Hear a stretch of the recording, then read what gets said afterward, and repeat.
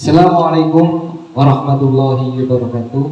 Masih bersama kami channel YouTube Diva Bendura Mustika. Di kesempatan pada siang hari ini kita menghadirkan salah satu perempuan disabilitas dari Pertiva Ngawen, yaitu Pertiva itu Perkumpulan Perempuan Disabilitas Kecamatan Ngawen.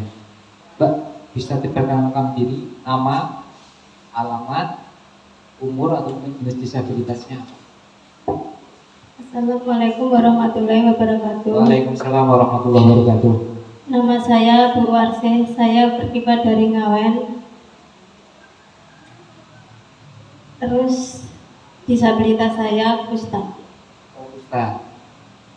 Berarti orang yang pernah mengalami Iya, kusta. pernah mengalami kusta. Oke, Mbak. Mbak, siapa tadi namanya saya lupa? Mbak Warsih.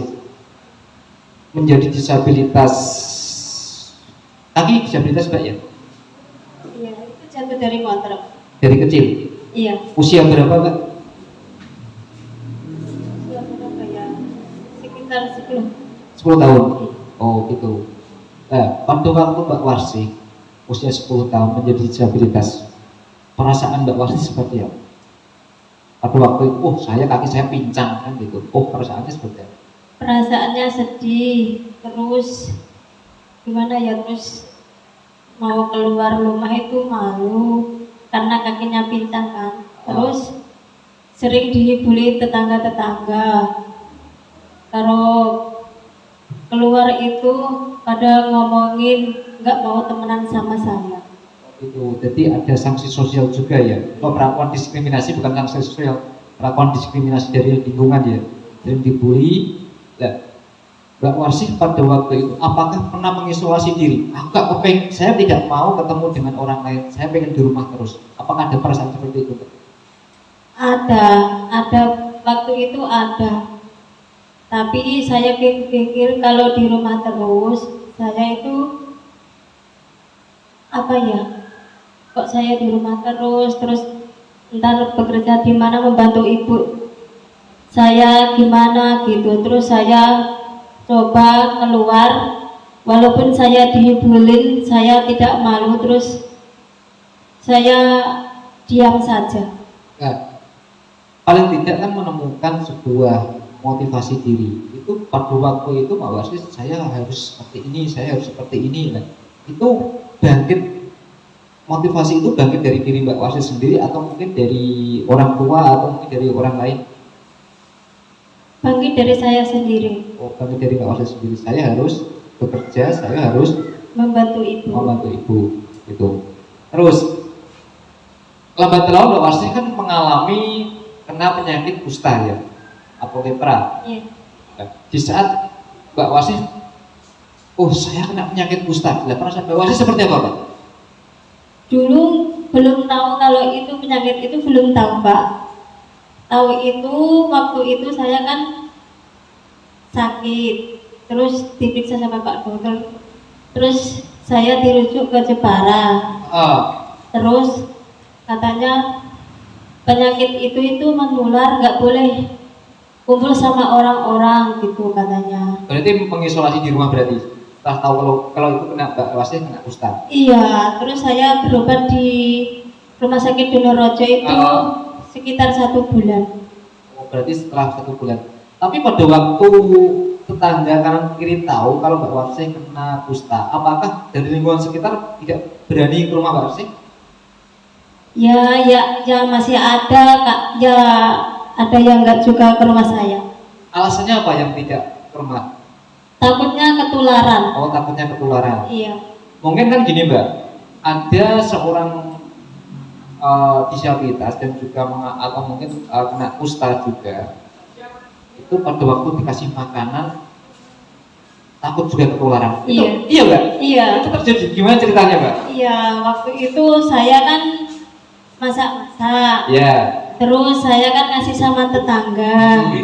Terus masakan dari saya itu dibuang. Katanya kalau makan orang yang punya penyakit kusta itu menular gitu. Gitu.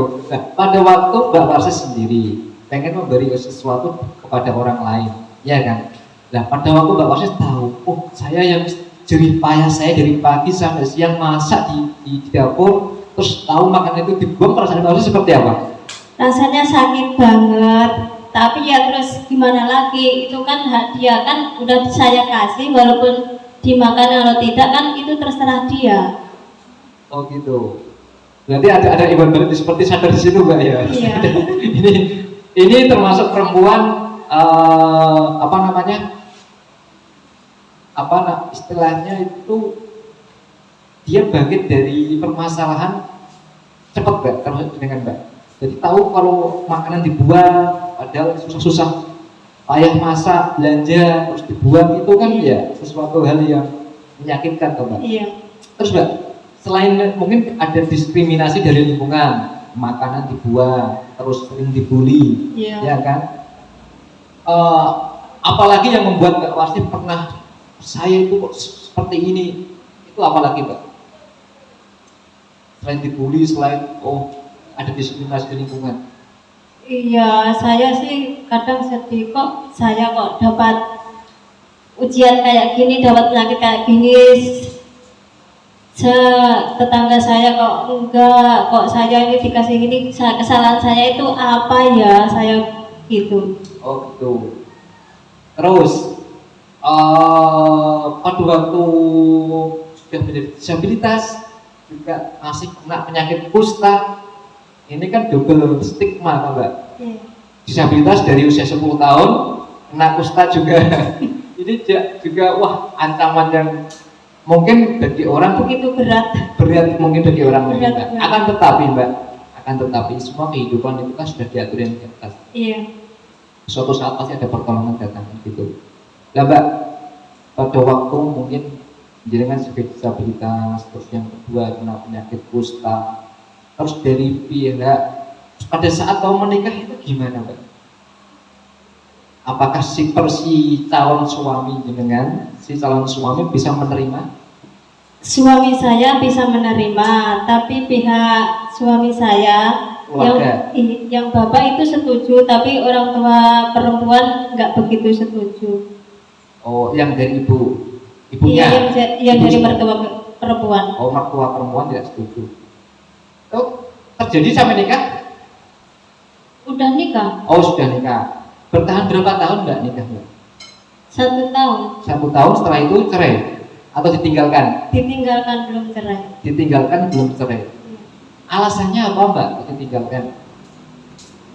Kalau dulu sih bilangnya suami saya, karena gara-gara saya dibawa ke rumah mertua saya tidak kerasan di sana. Oh gitu, itu alasan pertama. Yang kedua, apakah suami di saat mungkin mohon maaf ya, mungkin ada acara hajatan atau pernikahan atau mungkin acara-acara yang lain, pada waktu mengajak Mbak Wasis itu malu atau tidak suami? Bisa? Tidak malu. Oh tidak malu, dan dia bisa menerima keadaan Mbak Wasis. Iya, dia kan udah tahu. Kalau Mbak Wasis, saya udah kasih tahu kalau saya gini gitu. Oh gitu, Mbak. Pada waktu jenengan didatangi tim difabel Duren ke rumah Mbak Wasis, pertama kali perasaannya apa Mbak? Pertama kali, saya pengen jujur. Apa? Pada waktu didatangi tim difabel Duren kan ada Mbak Rin, ada Mbak Lia dulu. Pertama kali kan Mbak Lia kan yang mendatangi. Itu pemeriksaan Mbak Wasis gimana? Pertama kali ketemu? Saya bingung itu waktu itu. Bingungnya gimana? Bingungnya mau diajak kemana ini, kan nggak tahu waktu itu, gitu. nggak dikasih tahu sebelumnya. Saya nggak tahu. Terus ini mau diapain ya, mau berobat apa mau apa gitu. Perasaannya seperti itu. Iya. Pertama kali. Terus setelah itu kan mungkin beberapa kali didatangi lagi kan? Iya.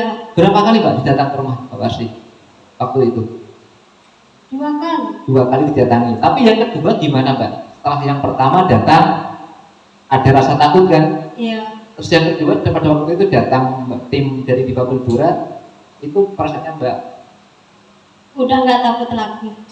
Yang nggak takutnya alasannya apa? Pasti kan ada sesuatu. Alasannya kan udah tahu ini mau diajak untuk perkumpulan difabel, perempuan disabilitas. Oh, Nah, pada waktu diajak berkumpul, ya Mbak, kan ingin membentuk perkumpulan perempuan disabilitas Kecamatan Ngawen. Itu pertama gimana Mbak? Oh, kan kadang orang saya tidak mau kumpulan, saya malu minder. Nah, pada waktu itu Mbak Warsih mengalami hal itu apa tidak? Tidak. Lah pada waktu itu apa motivasi bahwa saya harus punya organisasi perempuan disabilitas, alasannya apa? Alasannya supaya saya tidak minder lagi, tidak diajak sama orang, ketemu sama orang tidak minder lagi. Oh gitu. Kan ada beberapa pelatihan di dalam grup meeting kan Mbak, adanya penyadaran, motivasi, life skill, dan untuk apa namanya manajemen organisasi. Itu seneng apa susah Mbak ketemu teman-teman Mbak? Seneng banget. Seneng banget.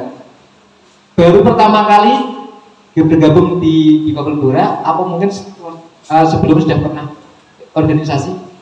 Belum. Baru pertama kali ini. Oh gitu. Berarti seneng ya? Banyak teman. Banyak teman sesama disabilitas. Oh, ada orang yang pernah mengalami kusta juga, Mbak? Iya. Iya, di dalam seperti itu. Mbak, kegiatan Perdiva sekarang apa, Mbak?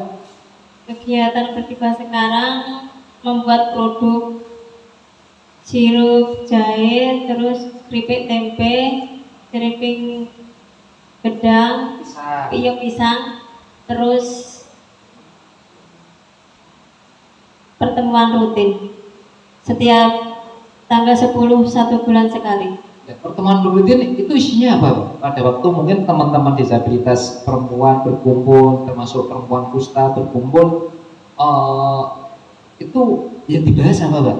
Yang dibahas membahas produk Perdiva Ngawen. Selain itu Perkembangan Perdiva Ngawen. Oh gitu. Pemasaran sampai mana Mbak? Di Facebook. Itu yang online? Iya, lewat online. Apa yang lewat online? Facebook, di WA group. iya. Terus apa lagi? Terus offline-nya di toko-toko. Oh, di toko-toko sekitar. Iya. Ya luar biasa toh Mbak. Nah, dukungan dari lingkungan, kehadiran Perdiva seperti apa Mbak? Kehadiran lingkungan. Alhamdulillah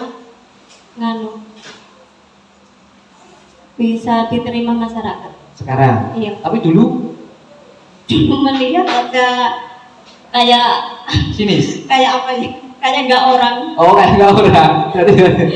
Berapa sapi Mbak? Oh gitu ya. Berarti seperti itu Mbak. Memang awal-awal seperti itu Mbak. Memang hal yang sering dialami dalam konteks kita menjadi disabilitas, termasuk kita pernah mengalami kusta, yang pertama pasti perlakuan diskriminasi dari lingkungan masyarakat.